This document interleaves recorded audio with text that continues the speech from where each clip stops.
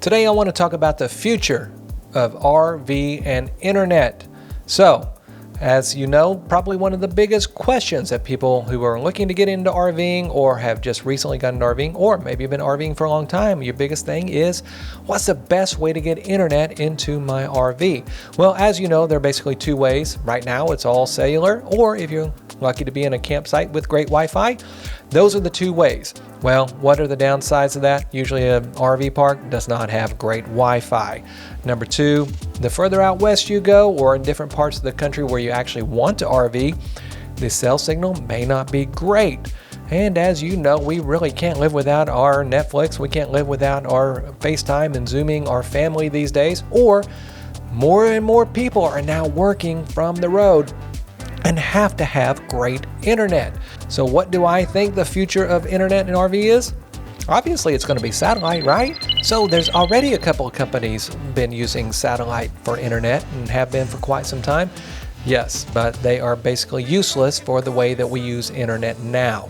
From all accounts, you can't stream movies and you definitely can't have a fantastic internet experience. But there is one newcomer to the field that is going to change everything. Oh, Elon Musk, the guy who electrified cars, the guy who's putting everything into space these days, he has started a satellite internet company called Starlink, and it is a game changer.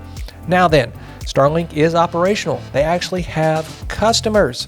So you say, well, I want it for my RV right now.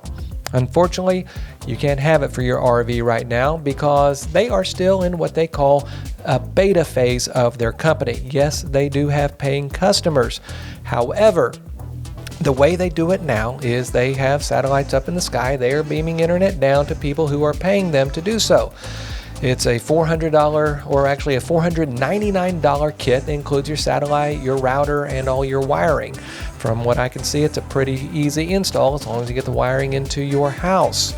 So then, why can't I use that with my RV? Well, because they base everything upon your home address or the address you get them where you tell them that Starlink is going to be set up. And then once you get outside of about a half mile from what I understand, basically Starlink does no longer work for you. And so it is for permanent installations right now. But do I think it's going to be for RV? Well, pretty much know it's going to be. There is an RV YouTuber right now that actually has Starlink in his RV. However, he's a full-timer and he's kind of permanent in a full-time RV park. And so he has Starlink, but he emailed Starlink and said, is this going to be available for RVers? And they said, yes, that is the plan.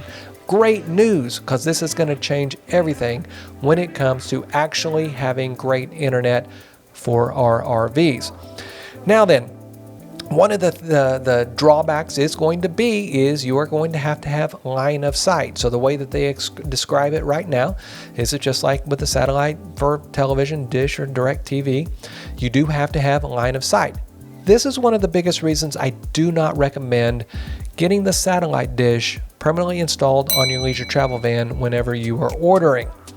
Because there are going to be times you're going to want to park under a tree. You're going to be in a shaded area. You're not going to have that line of sight to the sky. So your satellite dish basically becomes useless. If you want satellite for your RV, again, I recommend purchasing one of the Dish Network's portable satellite dishes that you can take to a line of sight and then run a wire to your RV. It's going to be the same for Starlink. If you permanently put this on top of your roof, you could be times when you don't have line of sight to the sky and your internet won't work. So there will have to be a portable solution to this. Now then, how fast is it? Well, right now they are saying it's 50 to 150 megabits per second, which means it's basically what a lot of people have in their house now. You really don't need much more than that. That's going to give you plenty of bandwidth in order to stream movies, in order to Zoom, to FaceTime, to do all of the things that we've come accustomed to the internet doing for us. And so plenty of speed, and they say the latency is fantastic. And again, they are in beta, so all of this will improve. They're charging $99 per month right now, which I think is a really great price for this internet speeds and different things, as long as it, as long as connectivity stays up.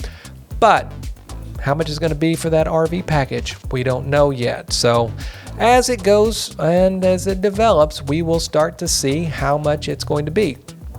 I think there's going to be, if it works well, I do see people paying whatever Starlink wants them to pay, because this is going to enable them to have that freedom to go work from the road, maybe go full-time, and that way that their workplace is their RV, which would be fantastic. So anyway, the future of RV internet, it is coming sooner rather than later. I know 5G has just recently come out. That is still spotty. AT&T, Verizon, T-Mobile, all of these, whatever carrier you're on, you're going to find places where it just plain doesn't work or it's slow. And so connectivity to the internet could be an issue.